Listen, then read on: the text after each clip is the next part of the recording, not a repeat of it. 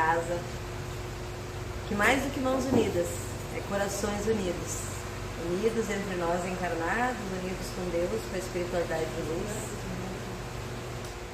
Começarmos na noite de hoje, antes de mais nada, agradecendo essa chuva maravilhosa que cai lá fora, olhando a Mãe Terra, alimentando o nosso alimento, alimentando a terra de onde vem os frutos do nosso alimento, de onde vem a água que dessedenta a nossa sede, que limpa o nosso corpo, higieniza o nosso lar.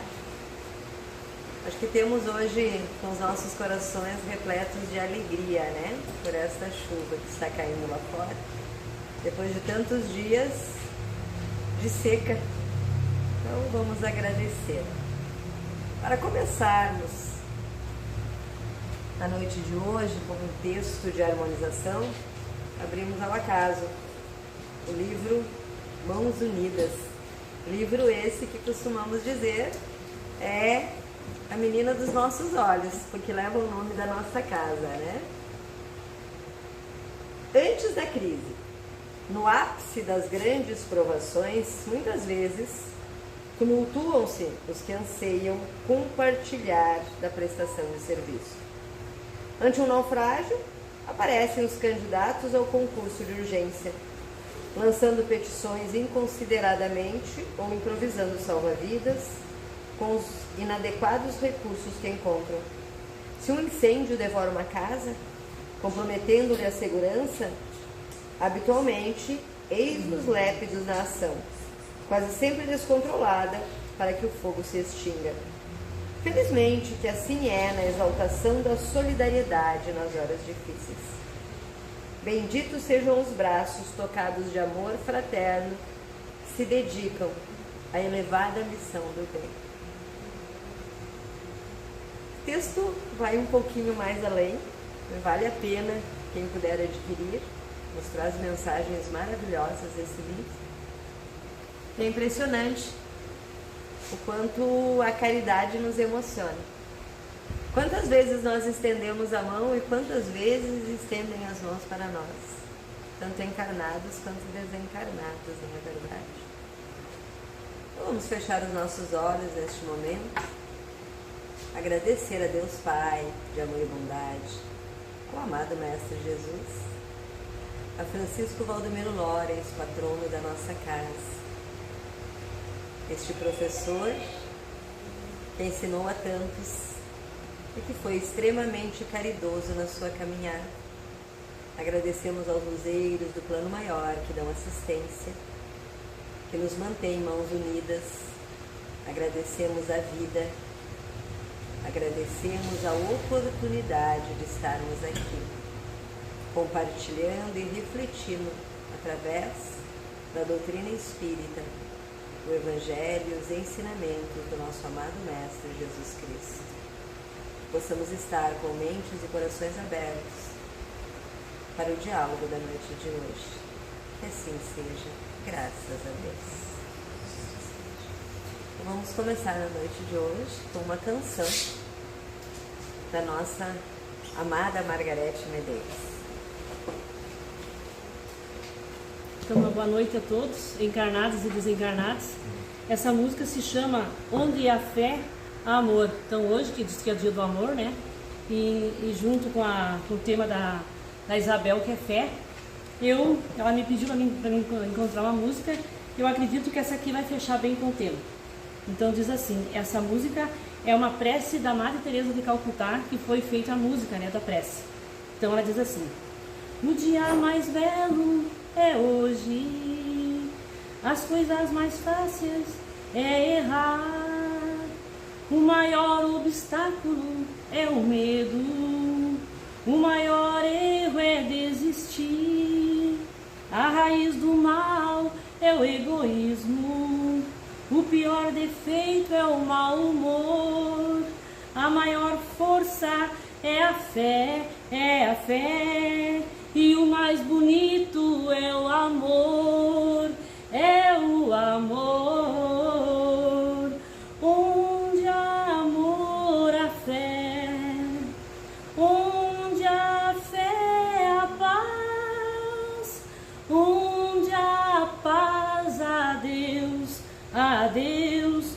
onde Deus a paz, tudo voltará. O mais perigoso é o mentiroso, o pior sentimento é o rancor, o presente mais belo é o perdão, e o mais indispensável é o lar. O melhor acolhimento é o sorriso, o melhor remédio é o otimismo, a maior força é a fé, e o mais bonito é o amor, onde o amor, a fé, onde a fé, a paz, onde a paz, a Deus, e onde há Deus, nada faltará. Onde há Deus, nada faltará. Obrigada.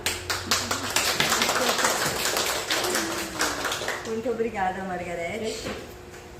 A letra dessa música dá uma palestra enorme, né? É verdade. Tantos ensinamentos, uma letra também da autoria da Madre Teresa, né? Só poderia ter inúmeros ensinamentos. E hoje, como ela falou, é o Dia do Amor. Me emocionei bastante antes de vir para cá.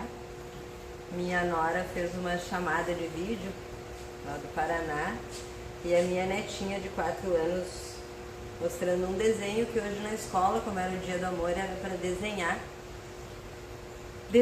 que ela mais amava. E ela desenhou o papai, a mamãe, ela e a vovó. E a vovó desandou a chorar na chamada de vídeo, né? Mas que bom que a gente tem esses lugares tão importantes no coração dessas criaturinhas, né? E eu gostaria de falar hoje sobre a fé. Exagerei um pouco no título, fé, fé e fé. Existem várias categorias de fé. Existe a fé cega, a fé que a tudo aceita, sem perguntar, com resignação. A fé que não questiona, a fé que engole as coisas, crendo como verdadeiras. Existe a fé raciocinada, a fé à luz da razão, a fé que nos mostra o caminho, mas que nos dá a opção de escolha. Nós espíritas professamos e tentamos nos conduzir pela fé raciocinada. Nem tudo que nos dizem tem que ser levado como absoluta verdade. Precisamos raciocinar e pensar através da luz da doutrina e através dos ensinamentos do Cristo. E principalmente através da maior das luzes, que é a nossa própria consciência. Porque nela está impregnado tudo aquilo que nós já aprendemos em inúmeras vidas. Sempre que nós consultamos a nossa consciência, dificilmente a gente não tem a resposta verdadeira sobre a forma de nos conduzir nessa caminhada terrena.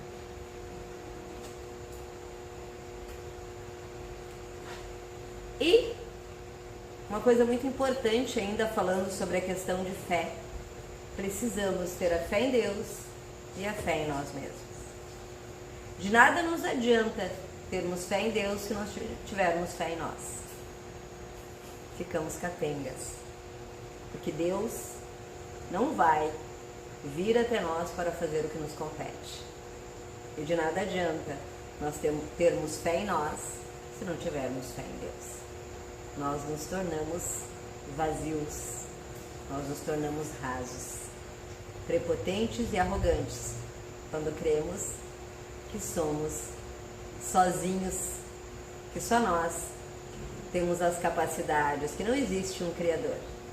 Eu diria até que é pouco inteligente não acreditar na existência de um Criador. Seria como eu dizer para vocês que este notebook aqui, por exemplo, surgiu do nada. Então seria, na verdade, nenhum de vocês iria acreditar se eu dissesse isso. Não é verdade?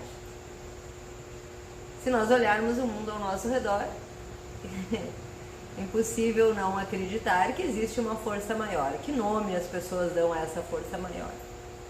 Aí a gente respeita, né? Mas dizer que não existe um Criador... Enfim. Certa vez o povo de um vilarejo decidiu se reunir no centro do lugar para orar a Deus pedindo por chuvas. Mas apenas um garoto levou o guarda-chuva. Isso é fé. Imagina todo o vilarejo se reunindo para pedir chuva. E só o garotinho levou o guarda-chuva. O que é fé? Acreditar? Confiar? De 10 pessoas que vocês perguntarem o que é fé, de 8 a 9 vai responder que é acreditar, que é a primeira palavra que vem para nós.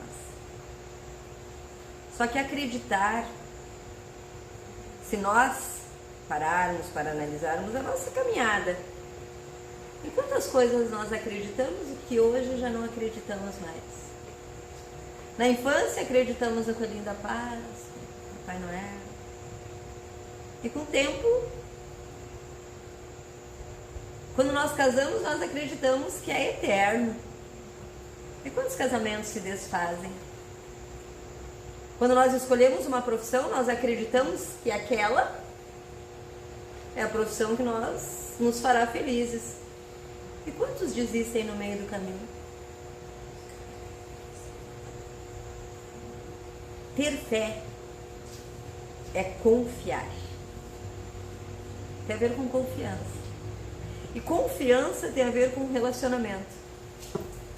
É possível confiar em quem não se conhece? Nós precisamos estabelecer um relacionamento com Deus. Nós precisamos conhecer Deus. Para que então nós possamos criar esse relacionamento. Quando você joga um bebê de 1 ano de idade para o alto, ou até menos de 1 ano, ele dá gargalhadas, né? Porque ele sabe que alguém vai segurá-lo. Isso é confiança. Quem joga um bebê para cima? O pai, a mãe, o tio, um padrinho. São pessoas próximas com quem a criança tem uma relação de confiança. Como é que nós criamos essa relação de confiança com Deus? As relações são tão tumultuadas, né? Pré-requisitos para a fé. Confiança exige estabelecimento de relação. É necessário que haja uma relação para que então se crie a confiança. É como eu disse, ninguém confia em quem não conhece. A pessoa bate na tua porta lá pela primeira vez na vida, aí você confia. Não é assim que funciona. Precisa haver esse reconhecimento. E a fé exige constância de caráter. Que Deus é imutável. Deus não vai mudar as regras, as leis naturais da vida ao seu bel prazer por nossa causa. E é isso que nos traz essa confiança, essa imutabilidade de Deus. Deus é bondoso, Deus é generoso e também justo. Por isso que Ele nos deu o livre-arbítrio. Por isso que Ele nos deu a oportunidade de semearmos, de plantarmos, para depois colhermos. Foi plantado na Mãe Terra hoje com essa chuvinha, vai brotar, né? Vai vir lindo. A questão é o que foi plantado, né? Eu costumo dizer sempre, se eu quero tomates, eu preciso plantar tomates. Não adianta eu plantar cebolas e esperar colher tomates. Isso é na vida. Se eu planto sorrisos, eu vou colher sorrisos. Se eu planto amor, eu vou colher amor. Se eu planto perdão, compreensão, eu vou colher. Às vezes vem umas ervas daninhas no meio, mas faz parte, né? Sem falar que a gente não sabe o que a gente andou fazendo do nosso plantio em outras vidas. Reconhecer seu papel no mundo. Tem aquela imagenzinha ali, antes eu tinha medo, hoje eu tenho fé. Quando a gente passa a ter fé e essa relação mais íntima com Deus, ao longo do nosso crescimento emocional e espiritual, você vai perdendo medo. Você vai perdendo medo. Porque você sabe que você vai passar pelo que tem que passar, mas que Ele vai te dar sustentação. Primeiro, reconhecer seu papel no mundo. Quem somos nós? De onde viemos? Por que estamos aqui? E para onde nós vamos? Isso passa pelo estudo. Primeiro pelo autoconhecimento, né? Mas afinal de contas, quem sou eu? E quando a gente se faz essa pergunta, a gente se vê tão pequeno, tão imperfeito, tão cheio de coisas para se melhorar, para se renovar. O que eu estou fazendo aqui? O que eu estou fazendo aqui? O que eu estou fazendo da minha vida? Estou vivendo de futilidades? De tempos ociosos? O que eu estou fazendo nos meus relacionamentos? E para onde eu vou? Para onde eu vou? Depende do que eu estiver fazendo aqui. Pelo menos é isso que a doutrina nos deixa bem claro. Ser grato. Isso é tão importante, gente.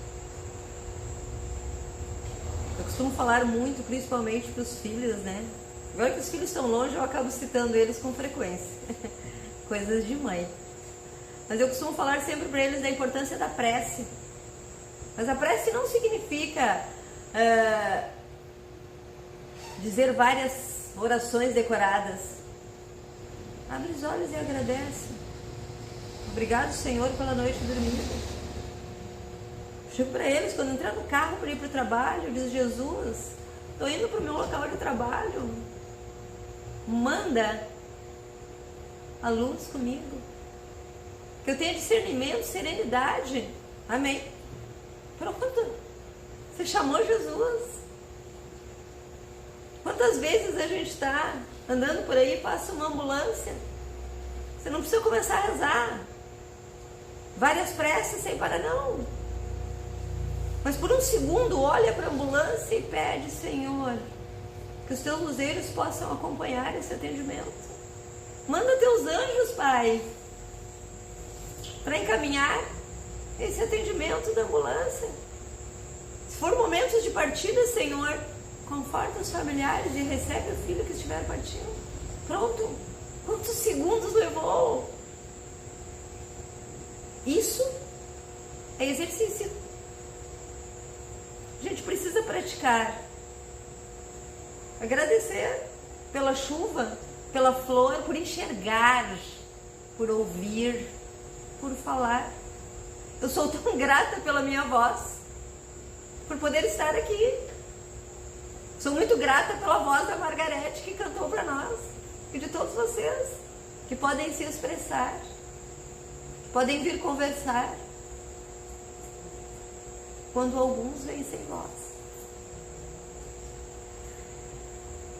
Praticar o perdão. Sei que esse não é fácil, né? Ainda mais no planeta em que a gente vive. Vamos lembrar, né? Eu gosto muito de lembrar isso. Nós vivemos num planeta de provas e expiações. Não é justificativa para não nos melhorarmos. Mas temos que entender as nossas imperfeições, mas também as imperfeições alheias. Quando eu erro, eu quero tanto ser perdoado. Não é verdade? E quando o outro erra, ele também quer ser perdoado. Mesmo que ele não demonstre, ele quer ser perdoado. E vamos relembrar mais uma vez a última frase de Jesus lá na cruz: Pai, perdoa-os porque eles não sabem o que fazem. Né? Tanto tempo depois nós ainda não estamos sabendo o que estamos fazendo. Ele deixou todo o roteiro. Ele deixou o manual. Oração. Precisamos orar. É o que eu falava agora há pouquinho, né? Pequenas preces. Obrigada, Senhor, pelo alimento.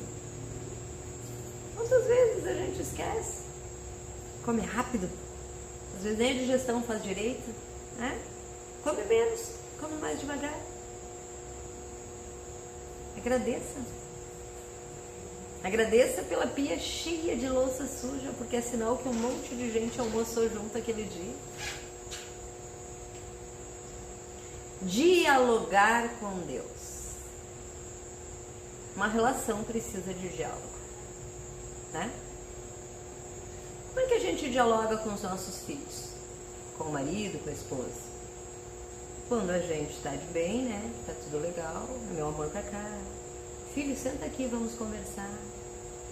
Meu amor, eu não gostei daquela situação assim, quando a gente está de boa, né? Às vezes dá umas DR.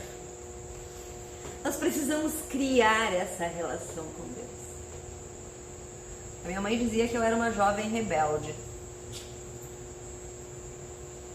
Eu acho que eu sou uma meia idosa rebelde também ainda. Porque às vezes eu reclamava direto assim para Deus e ela dizia, para que isso é blasfêmia. E eu brincava com ela. Eu dizia, ô velho, ela não entende que a gente tem uma relação, que a gente é amigo, né? E tem uma situação da minha vida que eu vou relatar para vocês agora. Sempre que a gente conversa com Deus, essa relação, nessa interação, Ele nos responde. Às vezes Ele nos diz um não bem grande e a gente fica emburrado, né? Às vezes a gente fica dias sem falar com Ele. Mas quando você conversa, Ele dá uma resposta. E eu lembro de uma situação, quem conhece a história da minha vida sabe que eu fiquei viúva muito jovem, com 2 filhos. Um de 6 anos e um de 14, né? Uma criança e um adolescente. E eu tive muitas dificuldades na minha vida. Depois de um tempo, os meus pais começaram a depender de mim também. E eu lembro de uma situação em que eu estava muito chateada, muito frustrada, muito sofrida, muito... E eu estava na escola Venâncio Aires, na minha sala de aula, e era um momento de educação física dos meus alunos. E a professora pegou eles, e no que ela saiu, eu puxei a porta e chaveei por dentro. Fiquei em silêncio por alguns minutos, pensando todas as dificuldades emocionais, financeiras que eu estava atravessando. E eu lembro que de repente eu olhei para cima e disse... Eu não chamei ele de pai nem de senhor, porque eu estava muito brava. Eu estava muito chateada. Eu olhei para cima e disse, qual é a tua, cara? Qual é a tua? Eu não estou te entendendo. O que tu queres de mim? Eu venho dando o meu melhor como mãe, como profissional. Eu estou estudando a doutrina espírita. O que mais tu queres? A cada passo que eu dou, tu me joga um tijolo daí de cima, cara. Eu tô cansada de levar tijolada na cabeça. Isso em lágrimas, né? Sozinha dentro da sala de aula. De todos os tijolos que tu já me jogou, dava pra eu construir uma casa, mas tu esqueceu de mandar o cimento, tu esqueceu de mandar areia. E eu não aguento mais. Fala, seja explícito. Eu não sei o que tu queres mais de mim. E eu tô cansada. Eu tenho 2 filhos para criar. Fala comigo. Silenciei alguns minutos. Ele não falou. E eu ainda olhei para cima e disse, não vai falar, né? É típico de você ficar em silêncio. Tudo bem, não precisa me responder. Eu não esperava outra coisa de você. Levantei, sequei minhas lágrimas, né? Eu nunca fui de chorar por muito tempo. E fui abrir o armário. Abri o armário da minha sala de aula para pegar um livro, para passar uma atividade de deveres para as crianças, que eles já logo sairiam de volta, né? E quando eu abri, que puxei o livro, caiu aos meus pés um marca-página que Eu não sei de onde veio, mas era a resposta dele. A oração de São Francisco, que eu acredito que todos vocês conhecem, mas eu vou ler. Senhor, fazei de mim um instrumento da vossa paz. Onde houver ódio, que eu leve o amor. Onde houver ofensa, que eu leve perdão. Onde houver discórdia, que eu leve a união. Onde houver dúvidas, que eu leve a fé.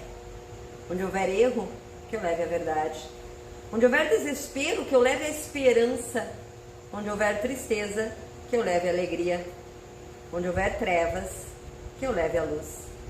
Ó Mestre, fazei que eu procure mais consolar que ser consolado, compreender que ser compreendido, amar que ser amado.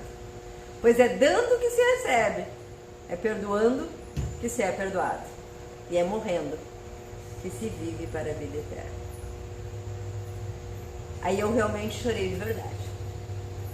Porque eu vi naquele momento que ele tinha me dado uma resposta imediata à minha insubordinação, mas como filha rebelde, eu olhei pra cima e disse pra ele, é só isso?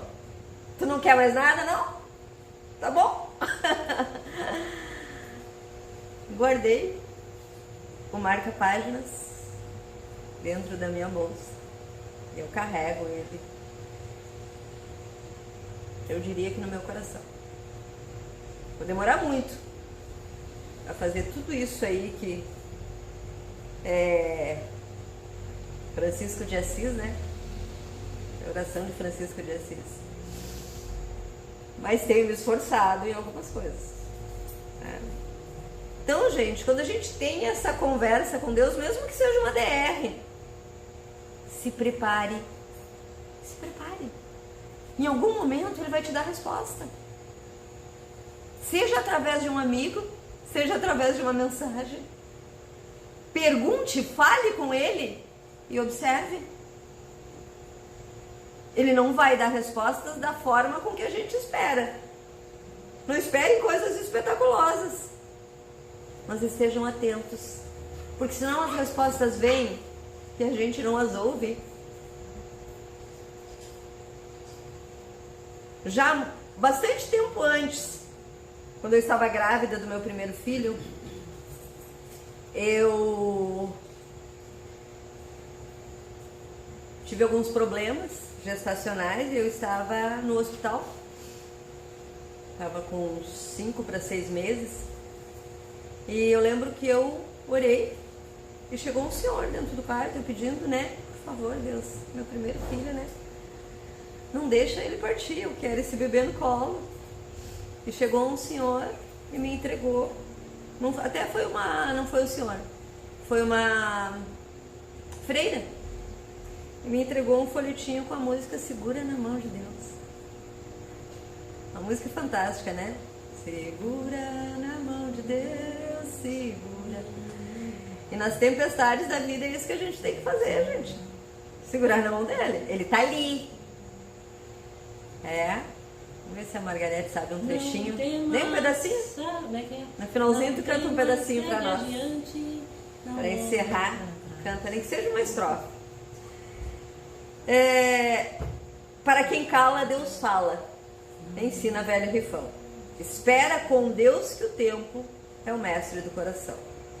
No livro Assembleia de Luz, obra psicografada pelo médium Francisco Cândido Xavier. A fé em Deus não te arredará das provas inevitáveis, mas te investirá na força devida para suportá-las. Emmanuel. Gente, não adianta pensar que porque se tem fé, não se vai sofrer. Vai. E esse sofrimento vai te fazer mais forte. Né? Então, fé não é achar que Deus fará tudo o que você quiser. Fé é crer que Ele fará o que é melhor para você. Eu ouvi esses dias uma historinha de que um grupo de jovens religiosos tinham ido fazer um passeio na beira de um lago. Chegaram lá e estava chovendo. Aí eles se uniram, fizeram um círculo, deram as mãos e começaram a orar. pedindo para Deus: Senhor, para a chuva, para nós podermos entrar no lago, aproveitar o dia. Viemos de tão longe. Só que nesse mesmo momento, a 1 quilômetro e pouco dali, havia um agricultor de joelhos na terra, agradecendo a Deus pela chuva que estava salvando a sua lavoura. Quem será que Deus ia ouvir naquele momento? O agricultor. O agricultor. Nós não podemos ficar frustrados igual crianças quando as nossas preces não são atendidas. Às vezes não é para ser atendida, porque aquilo vai nos fazer mal. Ou às vezes há pessoas que precisam mais daquilo do que nós. Então nós precisamos refletir sobre isso. E a gente só consegue quando a gente cria essa relação, esse diálogo com Deus, essa confiança, esse laço.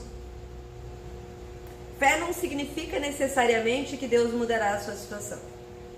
Algumas vezes significa que Deus está usando a situação para modificar você. Olha só, gente. Ter fé não é que Deus vai mudar as coisas para nós. Talvez Ele esteja usando aquilo para nos modificar. Porque nós estamos aqui para isso. Porque nós reencarnamos no planeta Terra. Um planeta onde há uma predominância ainda de tantas maldades. Por que nós reencarnamos aqui? Porque nós ainda temos muito a aprender. E as dificuldades da vida vêm para nos transformarmos. Se nós não aprendermos na dor, já que no amor a gente tem dificuldade para aprender, se nós não aprendermos na dor, nós vamos aprender de que forma? Vamos deixar toda a aprendizagem para outra reencarnação.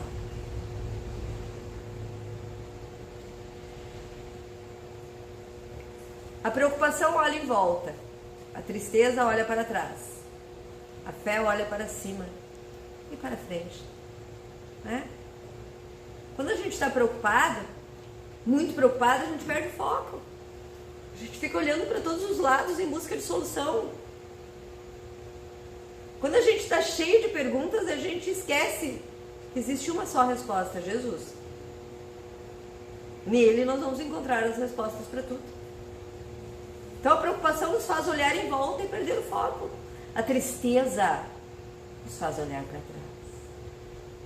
Porque nós passamos a lamentar o que aconteceu, a nos vitimizarmos, a nos acharmos injustiçados. Por que comigo?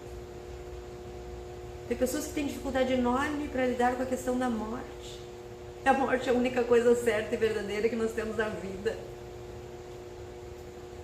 Não é legal de escutar, né? Mas todos nós vamos morrer aqui, em algum momento. Todos vamos morrer.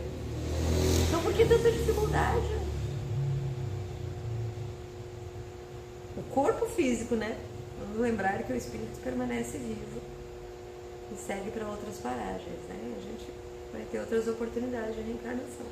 A fé olha para cima, porque você levanta a cabeça.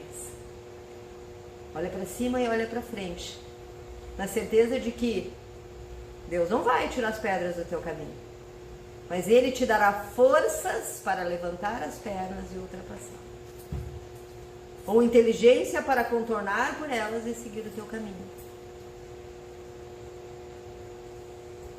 A gente não sabe o que a gente acordou do lado de lá. Nós assinamos um projeto reencarnatório. Qual foi os acordos que a gente fez? A gente não sabe do dia de amanhã, mas vamos confiar e vamos buscar em Deus a força necessária para continuarmos caminhando, dando o nosso melhor e principalmente nos observando e nos transformando. Emmanuel, irmão, tenha fé e perseverança que Deus te auxiliará e protegerá. Sintonize as forças positivas através da oração e do trabalho no bem. Quando nós nos mantemos em prece e trabalhamos no bem, nós estamos na sintonia da luz. As coisas negativas não vão nos atingir com tanta facilidade. Procure se melhorar a cada dia e então encontrarás a paz e a harmonia necessária ao teu bem-estar moral. Com fé, paciência e coragem encontrarás o caminho da luz e da serenidade. Fé, paciência e coragem. Emmanuel. Deixe a sua fé ser maior que seu medo. Mesmo que esteja com medo, fala com Jesus. Fala com Deus. Confia. É normal sentir medo, mas que a nossa fé seja maior. Antes de tudo, fé. Depois de tudo, gratidão. Né? Lembrando também que fé é amor, né, gente? Relacionamento, onde há confiança, há amor. Se Jesus está no seu barco, não temas as tempestades. Salmo 89, 9. Por que nós temos tanto medo? Se Jesus está no barco, em algum momento, Ele vai acalmar as águas. Ele vai cessar o vento. Ele vai acalmar a tormenta. E então, o barco ficará sereno. Passamos por tempestades e nos sentimos náufragos em alto mar em inúmeras situações. Mas não vamos perder a fé e a confiança. Vamos aprender a velejar. Jesus está no barco conosco. Nessa parábola, conta que ele foi o primeiro a entrar no barco. Ele já estava lá quando a tempestade começou. E Jesus, como governador do nosso planeta, ele foi o primeiro a adentrar aqui. E ele disse que estaria conosco até o final dos tempos. Vocês acham que Jesus não cumpriria a sua promessa? Ele está aqui. E nós estamos com ele. Ele não vai romper as barreiras da nossa vaidade, do nosso egoísmo, da nossa arrogância para estar conosco. Ele vai aguardar para que nós possamos correr para os seus braços. Como bom pastor, quando nós nos perdermos do caminho, ele vai ir atrás de nós, vai nos colocar nos ombros e nos trazer de volta para casa, seja para a casa física, seja para a casa espiritual. Precisamos confiar. Que nós possamos fechar os nossos olhos, respirarmos profundamente, deixando que entre nos nossos pulmões o amor do Cristo, o amor dos luzeiros dessa casa, dos nossos anjos guardiões, mentores espirituais, o amor daqueles entes queridos que nos precederam na pátria espiritual. Que nós possamos respirar o amor do Evangelho, para que a cada dia nós consigamos colocá-lo mais em prática. Que nós possamos estabelecer uma relação com Deus, uma relação verdadeira, uma relação de cumplicidade, de amizade, de confiança. Que nós aprendamos a conhecer a Deus, a ouvi-lo, a senti-lo, a vê-lo ao nosso redor. Há que se ter olhos para ver, ouvidos para ouvir e coração para sentir. Que nós possamos desenvolver estas capacidades das nossas almas. Que os nossos olhos sejam amor, que os nossos ouvidos sejam amor, que a nossa voz seja de amor. Que nós aprendamos a entender as mensagens do Cristo e a colocá-las em prática na nossa vida. Que nós aprendamos a nos conhecer. O autoconhecimento nos liberta O conhecimento da verdade nos liberta, que através da busca constante de nós mesmos e de Deus, nós possamos encontrar a paz, a serenidade, a confiança. Por maiores que sejam as dificuldades pelas quais alguns de nós estejamos passando neste momento. Por maior que seja a tempestade que se abata dentro do nosso coração, ou dentro do nosso lar, ou no nosso local de trabalho, que possamos confiar que no momento certo Jesus irá acalmar essa tempestade e que chegaremos em segurança na praia para pisarmos novamente no solo firme e continuarmos a nossa caminhada, uma caminhada em busca da luz, uma caminhada em busca da elevação do nosso espírito, da elevação dos nossos valores morais, da prática verdadeira da caridade, da fé e do amor. Que a nossa caminhada seja firme em direção ao farol que é Jesus. Que possamos deixar as nossas pegadas nos corações daqueles que cruzarem os nossos caminhos. E que essas marcas sejam marcas de afeto,